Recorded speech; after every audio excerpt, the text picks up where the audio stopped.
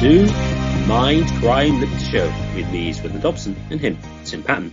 Today we discuss, are the British royal family any different than the Kardashians? Tim.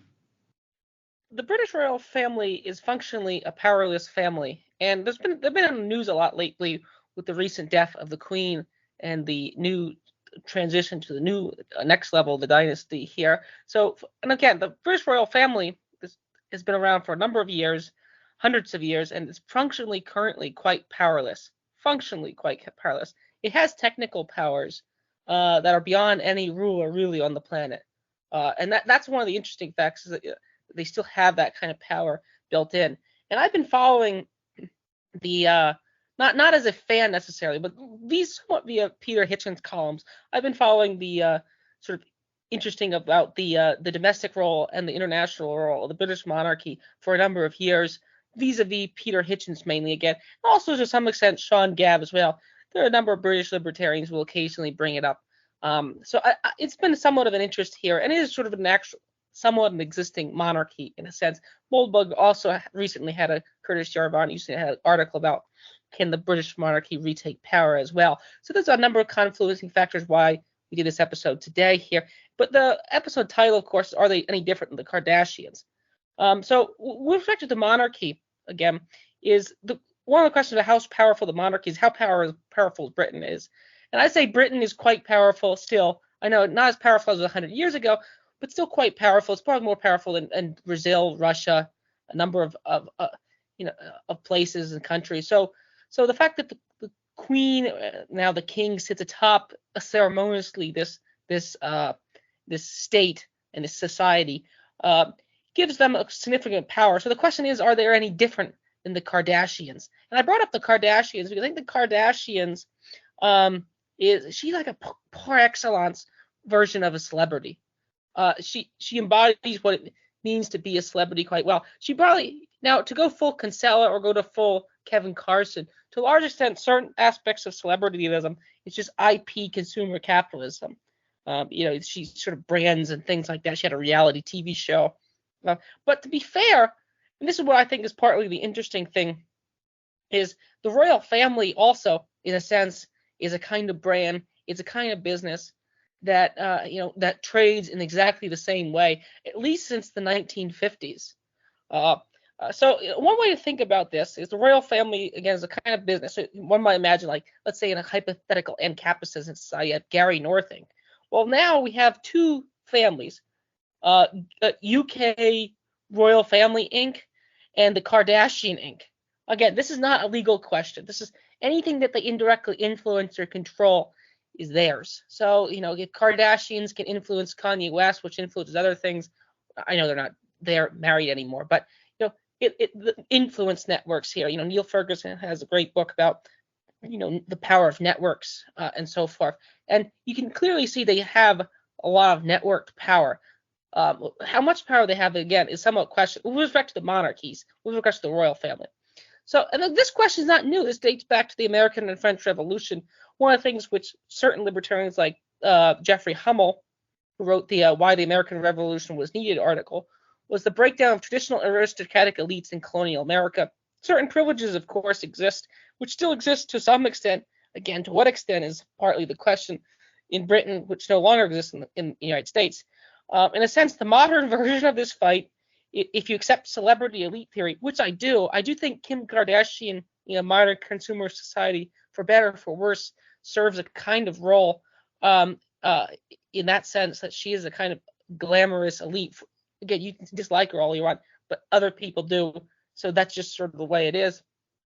And again, they're a family. So the question is, which family here I think is more influential, and are they any different? And this is sort of like a backhanded insult to the royal family, because the royal family today seemingly lives on a sort of celebrity brand power. You can see this with their charities. You can see this with their public appearances. You can see this with all other types of things. And Peter Hitchens points out this, the celebrityization of the monarchy really accelerated with Diana. But you also see this Middleton and Markle, who's, what if an alien came here, could anyone really tell the difference between Kate Middleton and Kim Kardashian? Could anyone really tell? I mean, the question is, could they? And that's a good question here. So I think part of the reason why the recent monarch was successful in maintaining power, which was initially was a problem, but now is no longer a problem, it became a feature, not a bug, is her gender. And you sort of see this with two modern TV shows, Crown, and also Amazon had Victoria.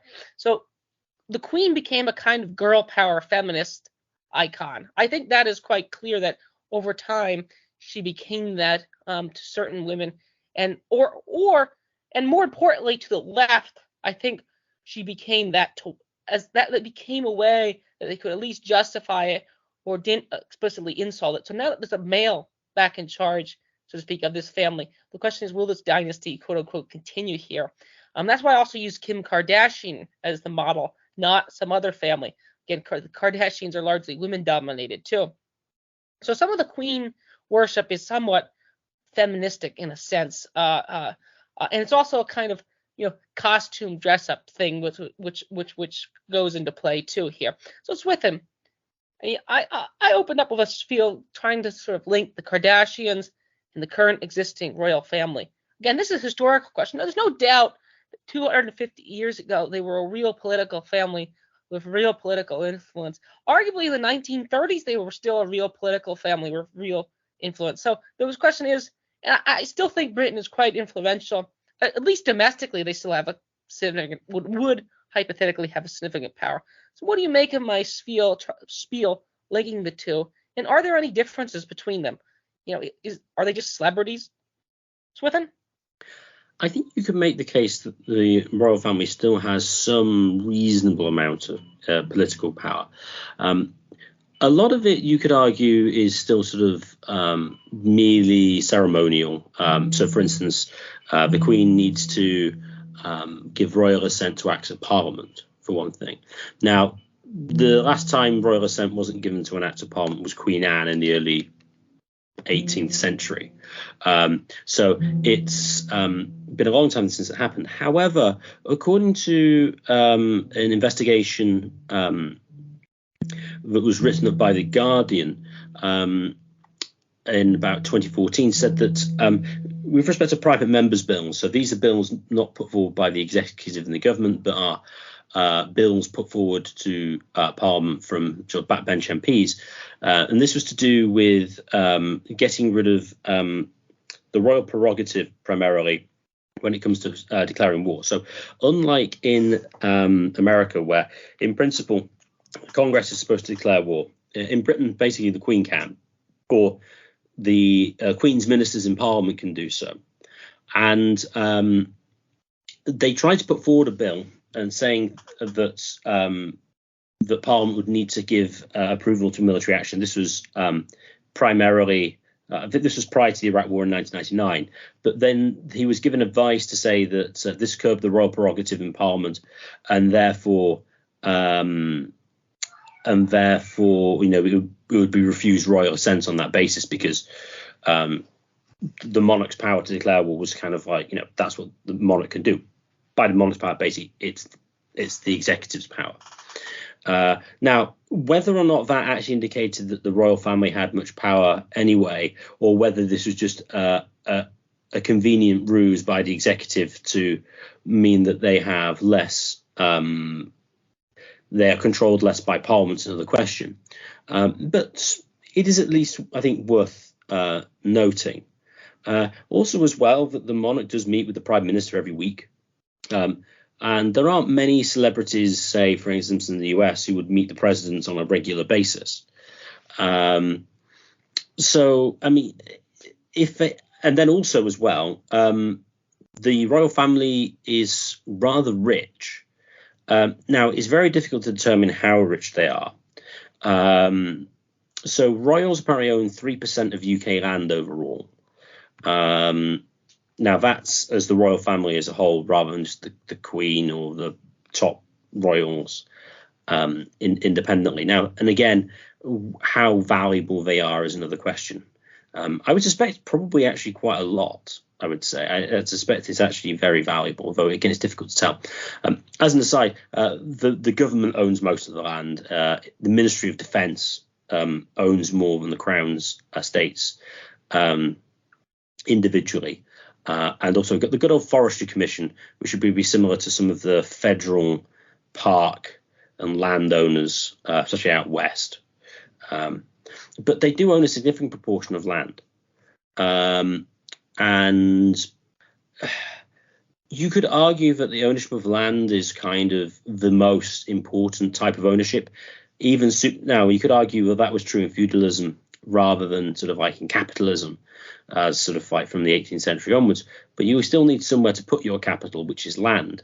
So insofar as you take the view that land, as it were, is the most valuable of any of the factors of production, the fact that they're very, very large landowners could well mean that they have much more economic influence. I mean, and as well related to economics, they are exempt from various taxes, in particular inheritance tax, because that would basically mean that a lot of the royal estates couldn't be bequeathed to the children because they wouldn't be able to raise enough money to pay the inheritance tax bill, which of course would be significant in that case. So are they influential? If they are, it's some these days very much on a back foot, in the shadows and rather than up front. So I think it's difficult to quantify, but they certainly have the means to be so. Now, you mentioned the 1930s; they were still sort of more prominently and publicly political in a sense that, well, so was Edward VIII, who was very much concerned about the unemployment in the 30s and said that there must be something that must be done. And then he was conveniently hounded out because he wanted to marry a divorcee. Well, that's never really ever historically been a problem. Henry VIII, now granted, he never married a divorcee, if I get my history correct.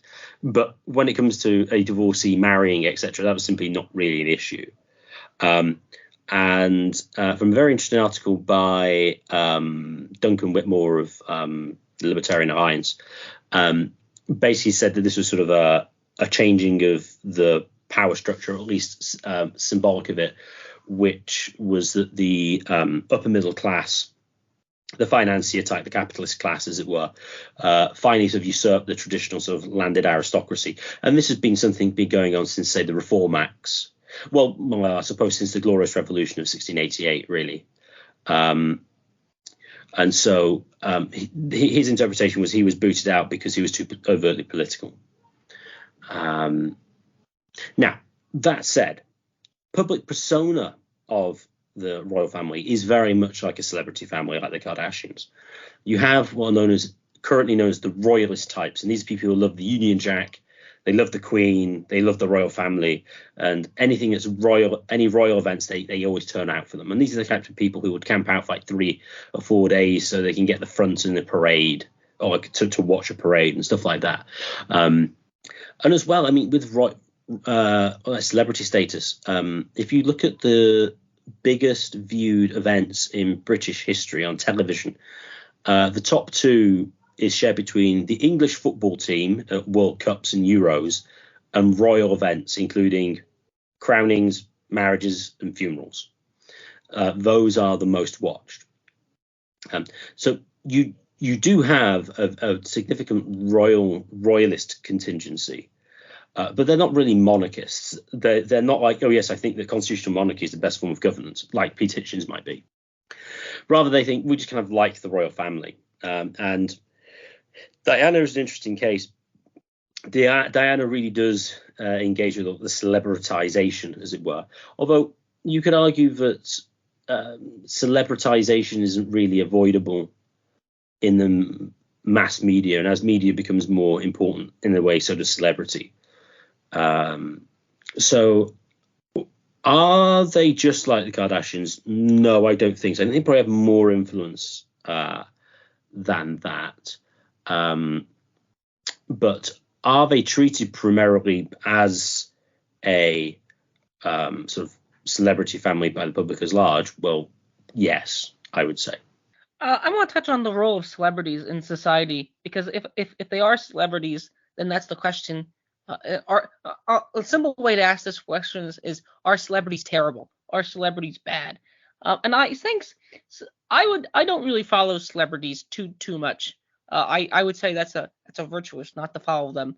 Um, uh, I think Thomas Sowell was asked what he doesn't listen to the opinion of. He was asked about some celebrity liking his work. And he said, I don't really value the opinion of entertainers too much. So I think celebrities are a somewhat dubious lot here. And I think I would put the Kardashians in that as well. And I would put, to some extent, I would have to put the certain aspects of the royal family here, because again, what do they functionally do? At least with public intellectuals or athletes, they do something. Tom Brady, or some Barry Bonds, or some or great football players, not that or great soccer players. You at least do something. It takes a lot of work to become a world class athlete or of any sport here. Cadell Evans. It takes a lot of work for them to actually pull that off. Just now, to be fair, it does probably take a lot of work to be a glamorous celebrity, insofar as it doesn't take no work. So there's certain extents which not anyone could probably do it. But it's not really something that, if you go Kantian ethics, not everyone can live like that. You can't sort of imagine everyone being, a model of that variety. So in that sense, I say that to some extent, celebrities are parasitic idols. And I think that's quite obvious here. And as Tim Dillon says, he was making fun of Meghan Markle. He never actually. Let me get this. If Meghan Markle weren't attractive, she would be nowhere. And that's entirely the case. I mean, they complain about them. Celebrities complain about them being eye candy. She was a Deal or No Deal model, and she was an actor on the show Suits, I believe.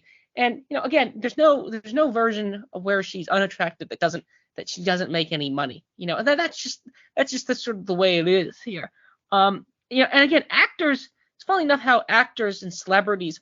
Peter Hitchens, I think, had a recent column about how politicians are basically hollow actors. Actors generally don't have much of interest to stay, about things, because again, they spent their life trying to embody other people, and play them on screen or on stage here. So to some extent, celebrities are kind of just real life actors, and this is sort of what the Kardashians are. I mean, they had a reality TV show, and that's where they just sort of filmed them around, going out to dinner, having fights with their families. They had now again, what percent of the stage is a good question here, and why do people watch this? I mean, it's somewhat addictive. It's somewhat interesting to follow other people's gossip and so forth. So I do think celebrities, there's a sort of pernicious level of celebrity worship. What's your take on celebrities in society? I think singers who write interesting songs are, not to sound too cheesy, are the equivalent of modern day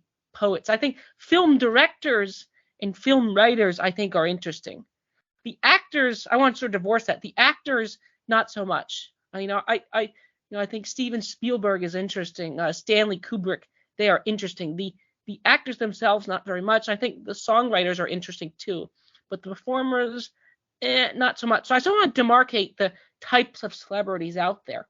And I would have to put the royalty in the category of actors. Would you agree with that demarcation? Would you agree with the categorization of them? Because they sure just shake hands, they wave. I mean, what do they actually do that is, quote unquote, an honest day of work? Swithin? Well, many royalists will point out to the fact that the royal family does engage in a lot of royal duties, in sort of going around the country, opening things, visiting people, etc. etc. But although exactly what they do is another question. Many of them have had some form of military service, although it's to what did one of them do something in the Falklands? But from recent years, they haven't really had much frontline action. I mean, Harry was at Sandhurst Military Academy, and he did some things in some wars, at least to a minor extent, to some extent. So they do some things, and for all accounts, the Queen did seem to work rather hard. It would seem clearly she had lots of luxury and got people to do things for her, but she didn't seem particularly lazy. That said, though, it is true that if other people did what the royals did, would they be well known? Well, probably not. So that is a function of royalty. Coming back to sort of sociological terms, it may reminded me of ascribed and achieved status, whereas where the royal family has sort of ascribed status just because they're the royals, whereas other people need to achieve it to be recognized, whereas they're just sort of there because everyone knows they are royal, so obviously they're sort of relevant. When it comes to who of celebrity are interesting, I would generally agree with your statement. I used to listen to a podcast on film, Mayo and Kermo Film Review, and the interviews I generally skipped if they were with actors because they ended up just being really dull. But if you interviewed directors, it was actually worth listening to. And I think that's what you have with a lot of modern media stuff, is that the intelligent individuals are behind the scenes and they just know that attractive looking people are popular. So they get them to do things sufficiently well so that people will go and see them. But really the brains behind them is the writers and the directors and the sort of songwriters. I do think that is largely true. That said, though, when it comes to actors and singers, they can still sing and can still act. I mean, it does seem to be the case that acting is relatively easier than direction or writing. But still, I mean, there's better actors and worse actors. Also, there are some, though, celebrities who just seem to be famous for, being famous. One of the best examples that I can think of was Paris Hilton, who seemed literally just to be famous because she was famous. Obviously, she was relatively attractive, did modeling and stuff, and then just seemed to be in the social scene, and then was seen everywhere at the IT events by OK, Hello, etc. And therefore became well known. She was born into a rich family to begin with. Her paternal great-grandfather founded Hilton Hotels. There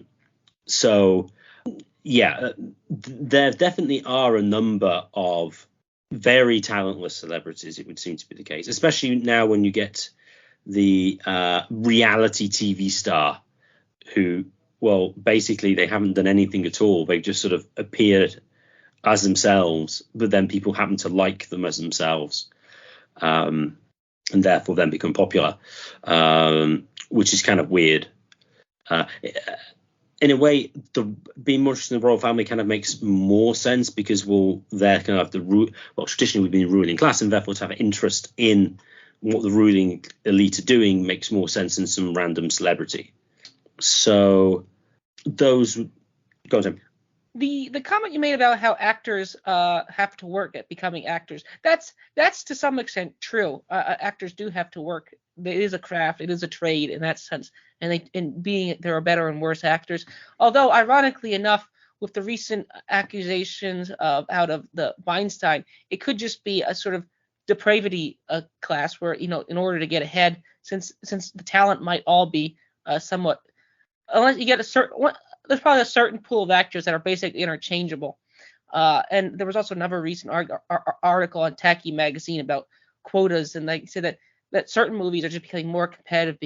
Certain classes are just becoming more competitive because you have to have so many of this group and so many of that group and so forth. So maybe I reckon that there's a lot of people who could be a pretty good actor, but to actually make it on the show is somewhat of a political choice. And this is where them keeping their mouths shut is actually a virtue, insofar as then they don't say anything that's deemed politically incorrect or or interesting, so they just sort of stay out of it. They're just sort of eye candy. So I think it was Markle was complaining that no one wanted to. Well, she was complaining about her Deal or No Deal role. And I was like, no, duh. That's what you're there for. You can dislike the role, but then you shouldn't apply for the job. You shouldn't. That's what you are. You're just eye candy. You can like that role, you can hate that role, but don't complain that no one wants to hear what you have to say. You're not a professional. Like, at least with people like professional celebrity intellectuals, like a Zizek or like a Noam Chomsky, they have interesting arguments, and their opinions are actually quite interesting, and so forth. Same with directors, as I've mentioned before here. So that sort of touches the role of celebrities here. And you made an interesting point, which I also want to say, is the subscribed or achieved talent. I think that was your wording roughly. And ascribed and achieved status. Okay, that's what you were saying. Yeah. This reminds me of Hayek's essay on why the worst get on top in democracies. And one of the differences, I think, between the United States and Britain is you don't see the Kardashians forming in Britain. You see the Kardashians forming in the United States. And I think so. You could argue that the Kardashians had to sort of achieve their status. They had to spend years modeling. They had to spend years doing a reality TV show about their lives, opening up their lives to everybody. They didn't inherit that status.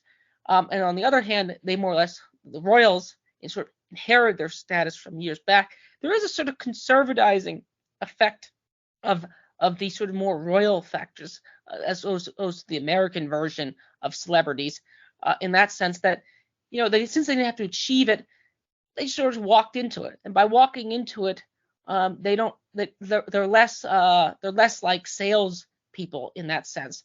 Now, you could argue that, again, to go back to my point about actors having to do something, you could argue that the Kardashians do seem like shrewd business women. They do seem like shrewd deal makers in that sense, to get there and to maintain their role atop celebrity culture for at least 15 to 20 years. So in that sense, like, I don't see if you brought the royals and had a sort of body switch, I don't see them being able to maintain the Kardashian dynasty as well as them becoming the royals. If you sort of flip them, I don't think they would do us quite well. So Swithin, what do you think? What do you think of my argument here about celebrities? The differences between American and British celebrities. Like, I can't name a single celebrity that is in that pure celebrity. Again, Paris Hilton is very much of an American celebrity here.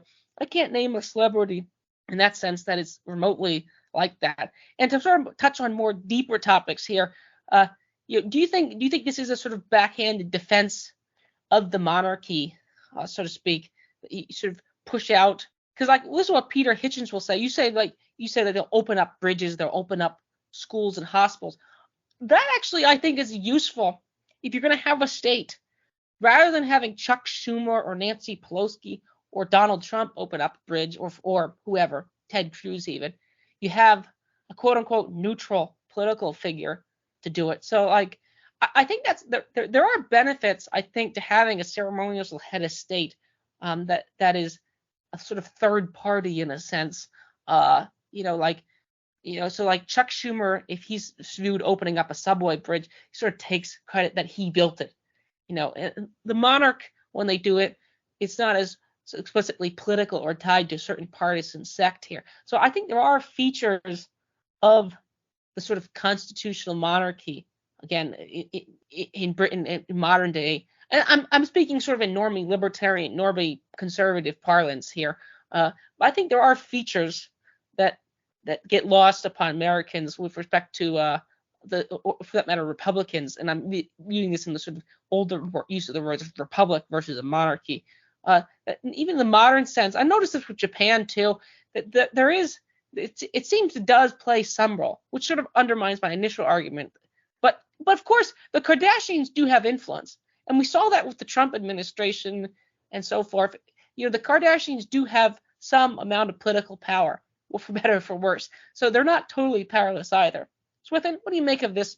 What do you make of my argument with respect to Hayek, as well as my other comments? Swithin, thanks.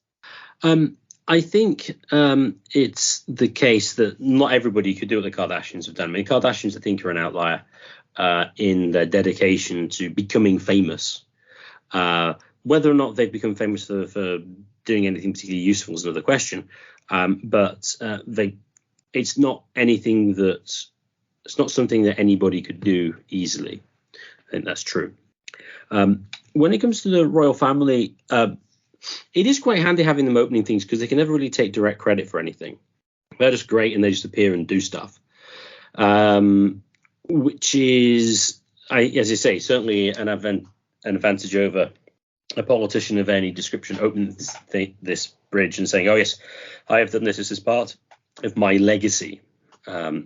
So in that sense, that's quite useful. And that kind of goes to sort of like the constitutional monarchy arguments that Peter Hitchens would make, that it's great that Britain doesn't need to have the head of state being a politician. We have the monarch to do that instead, which gives this sort of it gives stability over time, and also that they're one step away from the governments, and so they can give sort of gravity and import to things without being partisan in the same way. And so these would then feed into sort of those classic constitutional monarchy arguments.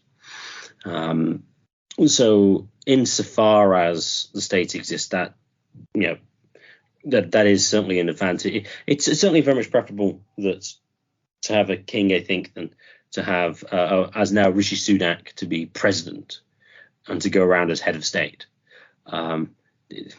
It's to some extent keeps the politicians somewhat in their place, although to what extent is another question. But it does have those advantages. Could you remind me of the Hayek specific arguments again as to why the worst get on top? In a democracy, it's a competition, and it's basically a competition of depravity and theft and looting. Like, or even in and this is true. This is sort of true of like a celebrity marketplace too. It's a competition of like who can be the most glamorous, or who could be the most, and it's entirely of non-virtuous behaviors here. So I think there's a sort of overlap between becoming a successful celebrity and becoming a successful politician. It might be a skill. It might be a skill insofar as not everyone could do it as well as other people, and since there's an inequality, some people will be better than others at doing it. But Hayek seems to make a backhanded defense of monarchy as some of his some of the commentary on his essay would point out, that it does undermine the usual defense that democracy is the best government compared to all the other ones that are tried. And again, we've brought up Hans Hoppe. We both view Hans Hoppe as and democracy the god, the failed that as a influence here. And it seems like today, even in Britain versus the United States, we see whether celebrities should play a role or not is a good question. We see even celebrities, the types of celebrities that, like, you don't see celebrities forming of that kind in Britain as much as they do in United States, for example. I think that one of the arguments might be is that the monarchy takes up that role. And the president is itself a kind of celebrity. Political politicians become celebrity. The Kennedys, the Trumps, the Obamas, they're kind of celebrities too. They're political leaders, but they're also celebrities. And I think some of the sort of normie people were annoyed when Trump got elected, which didn't really surprise me, because like he has the skill set to be a politician, and it's not to be well read in Hayek or well read in even Keynes or Marx. It's just to give speeches, to trash talk on Twitter. There's a certain skill set. This is why the worst get on top here. There's a sort of competition, and that competition just rewards what is essentially neutral or non-virtuous behavior. That would be my argument. That would be my argument roughly. There is clearly skill involved in becoming a politician. Don't get me wrong. Bill Clinton is an excellent, charismatic public speaker. Don't get me wrong. There is skill in doing, but it seems like more like the skill of actors, rather than the skill, of like a piano player or a plumber. or something like that. That would be my argument in why the relationship and why the worst get on top. What do you make of that? Do you broadly agree? And if you don't, what would be your disagreements? Oh yeah, I mean that's certainly correct. With Hans Hopper, he says, do you want competition in being a concentration camp guard? It's like, no, because then you get a really good concentration camp guard, which will mean that he'll never let anybody out, and he'll mean that lots of people get killed. It's like, well, clearly you don't want that. You want competition in goods, not competition in bads. And if you have competition in looting and theft, etc., well, then clearly you want people who are incompetent. So having monarchs or royal figures who are not particularly efficient in what they're doing is going to be beneficial in certain respects, and that's certainly true. And you're right about Donald Trump is very much very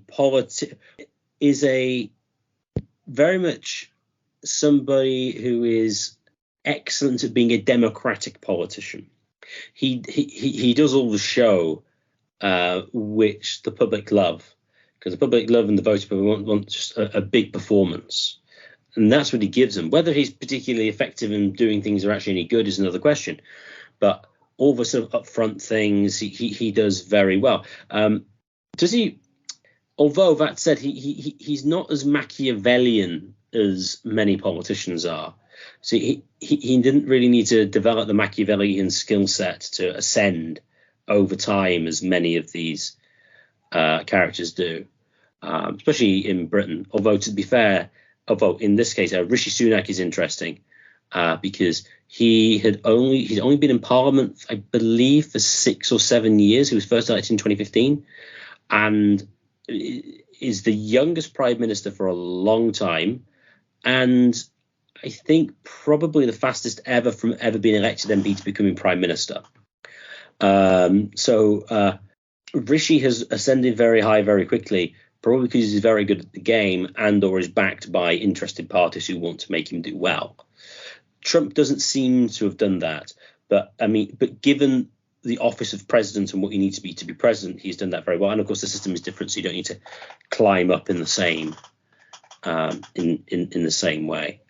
As a general aside, though, when it comes to sort of like monarchy, and this is slightly off topic, but if you're going to have, this would need defending, but if you needed to have a body of people who sort of declared what the final, and we discussed this actually when we looked about in the Supreme Court episode, if you need a group of people to decide the content of a law within a particular area or within a particular people group, clearly that kind of power is very attractive to people who want to sort of dominate other people. And so having a system whereby you can't directly take those reins of power is going to be quite useful.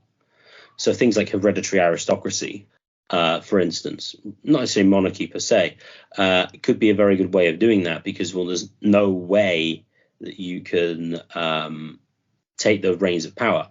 Now, clearly, though, do you want one world aristocracy? Well, no, but if you can have as small as those groups can be, and then you can kind of move between them, then that will put effective brakes on their power.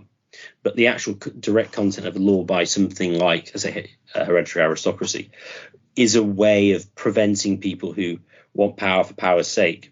I think Keith Preston thought that was the position of Donald Rumsfeld. He very much a man who desired power for power's sake. Is not somebody you want to be able to get hold of the reins of power, because he would just use them as a tool for effectively further increasing his own power and no domination. So I certainly think there are things in favour of non-democratic and sort of hereditary positions when it comes to political power. What's the future of the British royal families and their power? I opened up with saying is there any difference between them and the Kardashians? For one thing, I think unlike the Kardashians, they have a future. Like the Kardashians will be forgotten, as well most politicians are forgotten too. I mean, try to ask anyone to name either the Prime Minister of Britain between 1850 and 1940, or the or a American president or House Speaker of the House between 1850 and in 1900 or 1950. Try to name them. You can't. A few presidents get remembered. So in that sense, the Kardashians will be forgotten, just like most people are forgotten, for better or for worse. This reminds me that the Acton phrase about great men are generally bad men. So maybe being forgotten in a sense is a virtue. So the Kardashians will eventually make bad business deals, or they'll get old and new celebrity entourages will emerge on the scene using new technology means, TikTok, whatever. They'll emerge. So they'll be forgotten. But the royal family seems to still stick around. It's like an infestation in the lawn, or it's a good infestation in the lawn. It prevents other infestations in the lawn from happening here. And it's a weed that keeps other weeds from forming. So again, I've said this before. I'm a philosophical anarchist in the sense that I think states are bad. And we did do an episode. I don't know how we get to that. I don't know how we get to that state. This is sort of intellectual activity here. I'm not a partisan, political activist activity in that sense. This is just purely intellectual here. But I do think states are a priori violent, a priori institutions which are uncompetitive. Well, they have certain aspects are competitive, but the nature of the state itself is its sort of monopoly on justice, law and order, and increasingly other areas as well. It's a criminal organization kind of gang. But if you're going to have states, it seems like monarchical states, even in their denuded, cucked form, which is sort of the British royal family, still paradoxically enough have features which have to be brought up here. And again, they do take away some of the celebrity power from politicians. I think that's quite obvious here. Now part is because I'm not from Britain here, but I don't know of any, and it could just be system differences too. The parliamentary systems, you can't have these outsiders just rise up the ranks as quickly, and that may explain most of it. But you don't see as much PMs having a celebrity status over there. And I brought up Donald Trump. Unlike most never Trumpers, I do broadly agree, begrudgingly somewhat, but non-begrudgingly also, with people like Jeffrey Tucker in the end about Trump. Trump was terrible on COVID, for example. I mean, and Trump was terrible on wars. He hired John Bolton. He hired all sorts of people. As Sean Gabbs pointed out, he had no political instincts outside of the short-term political fight on Twitter. He had very little, Machiavellian. He didn't have a very good regime. He did a few things which were good. So my criticisms of Trump are not that Trump's a racist or Trump's, said mean things about Meghan McCain or the Clintons. Those were funny. Those were great. It was more his policies, and he didn't do enough in certain areas. He went along. So that's my criticism of Trump's here. It's not the usual suspects criticism of Trump here. So I want to make that clear. But my final point here is that even in their sort of limited form, they still seem to have some role. And again, I do think there is a sort of girl power celebrity worship of the recent queen, which is no different than the Kardashian worship. I do think that's also at play. Before this conversation, you were saying there's a difference between being a royalist and a monarchist. A royalist is who buys into the cult of celebrity. A monarchist, like Peter Hitchens, buys into celebrities, that buys into monarchy as an idea, a sort of political form of government which is superior than other forms of government. So again, I say that philosophical a priori, right-wing anarchist. That would be my position. But I must say, in this sense, Jeffrey Hummel wrote why the American Revolution was needed. But I must say there are features to, if you're going to have states, there are features to monarchies, even today in their limited forms. Would you broadly agree with that? And what do you think is the future of the royal family? Do you think they will continue, sort of existing on quietly in the background, or do you think a scandal will take them out? Do you think they'll be, hung and shot in a room like the Romanovs eventually? Like, I noticed the left doesn't really care, the British left. If anything, the British left, funny enough, likes them. I think. I could be wrong about that. But well, they're not calling for their heads on a platter or anything. Not eating. They eat the rich, not eat the monarchists. But what do you say is the role of them in the future? What will happen, Swithin? I don't see them going away anytime soon. Talk about celebrity, they all seem to have jumped on the climate change bandwagon, and they're all talking about mental health, and we must be kind to people. And who was it? It was William's wife, Kate, said, "Oh, how addiction is an illness, it's a disease. It's not people just being weak-willed. It's a disease equivalent." Well, she didn't say equivalent to cancer, but essentially that's what the claim is. So they seem to have morphed and taken on the talking points of the upper middle class, and so are saying the right things. Whether if they became reactionaries, which I suppose is what all these sort of left Republicans always expected them to be, then they may become somewhat less popular. But for the foreseeable future, I don't see them going anywhere. Charles is wanting to go to more of a slim down monarchy and to reduce the cost of running it. Whether that will continue with William is not obvious, because it may be the case that spending more money actually generates more interest and actually generates more revenue and therefore profit for them in the long run, if they're seen as this sort of old, sort of weird but interestingly weird group of people who have all these ancient traditions and things. But I don't really see it going anywhere really. I think it's good for business, and I think as it stands is an interest to people because it's a functioning monarchy. I would agree as well that I think one reason Elizabeth II was held up as the great queen was because, well, she was female, and so therefore extra points because ascribed status for being female, which actually is historically true. Females tend to get more ascribed status than men do. But that's another matter entirely.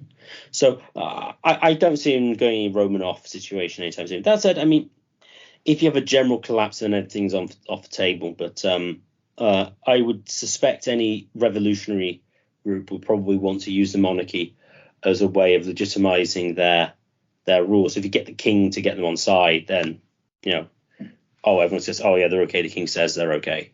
Swithin, they are known for taking politically correct talking points recently. Do you think they actually believe it?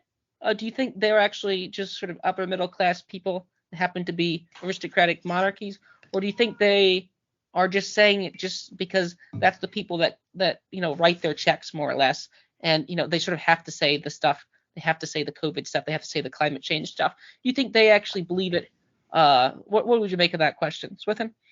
I think they probably do. At least some of them do. I mean, Meghan Markle is an interesting example. She seems to be very cynical, though, as well. So whether she does it just because she knows it gets some, she knows it gets her resources.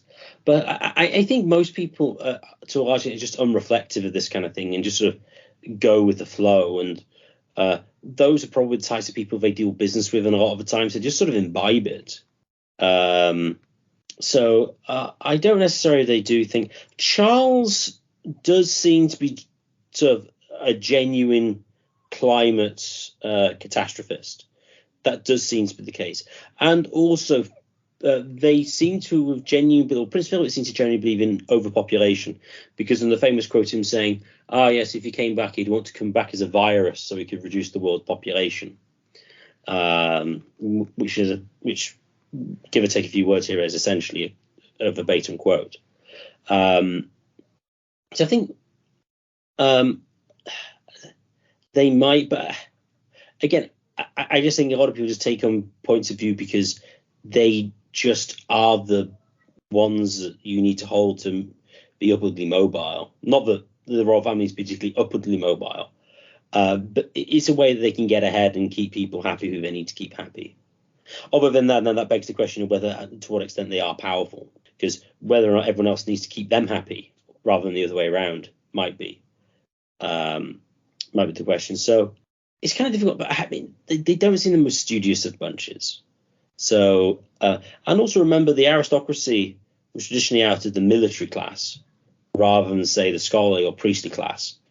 So whether they're really sort of genetically sort of suited for abstract thought and stuff is another question. They really ought to be selected for sort of like military strength and courage, although that doesn't seem to be particularly a good description of the current royal family. What would you? We have a few more. We were approaching the hour here. We have a few more. One more question for you is, and I'm not asking what like other people think, but what do you think is their actual power? Like, if you were to make a ranking of people's influence in the island, the set of island known as United Kingdom, where would you put the current king in terms of that rank? Like, again, there's always 1,000 conspiracies about everything, which as we've seen, many of them could be true. But like, in the United States, you have the Glenn Greenwald theory, which is like the president, for example, since about the Kennedy administration, hasn't really had much formal political power in terms of like, and this is even true, like they don't even know what's in the bills. And this goes back to my celebrity theory of politicians, that politicians are more actors, celebrities, which Peter Hitchens broadly agrees with. Well, but where would you put, like, in the island of Britain right now, if you made a list of powerful people? Again, you could always say behind the scenes people are actually really powerful. Those are the people there, that quietly live. But where would you put them? Are they in the top 10%? I would think they're all obviously in the top 10%, considering, you have, homeless people that are clearly less powerful, and so forth.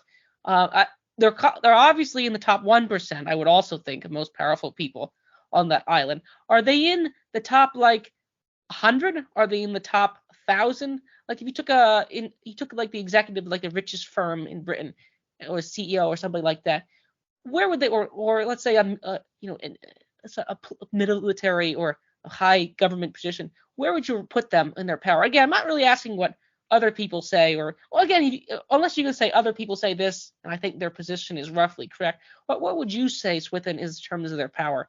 I would clearly think they're in the top 1%. Well, they're certainly in the top 1%. As to how high, very, very, very difficult to tell. Just to note, the top 1% are basically mostly irrelevant. I think just income-wise, to be in the top 1% in England, you need to earn like 120,000 a year, which is, if someone was offered me the money, I'll take it. But it's far from serious money. But of course, is we're kind of going on to, does money make you powerful, which it does to a large extent. So, I mean, the royal family is rich. The question is how rich is hard to say, because also it's in land, and then how much is the land worth? Again, not obvious. The Duke of Westminster, I believe, is one of the richest men in the country. He's a multi-billionaire. And owns lots of valuable land. As to how influential, I suppose if I take the view, which I do, that sort of ideas are the most powerful ultimately. And you can go to technology and things and money, but ultimately how you use your money determined by what you think the good life is, which is of course then an idea. So are they really on sort of like the idea forming class? Well, it doesn't seem like it.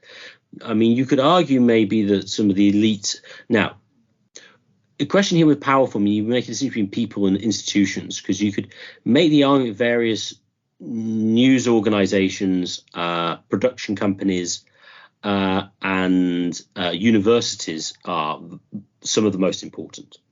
But then, of course, they need to be financed. Which I'll ask, which is more powerful, the BBC or the UK royal family? Again, you could argue the BBC by a mile.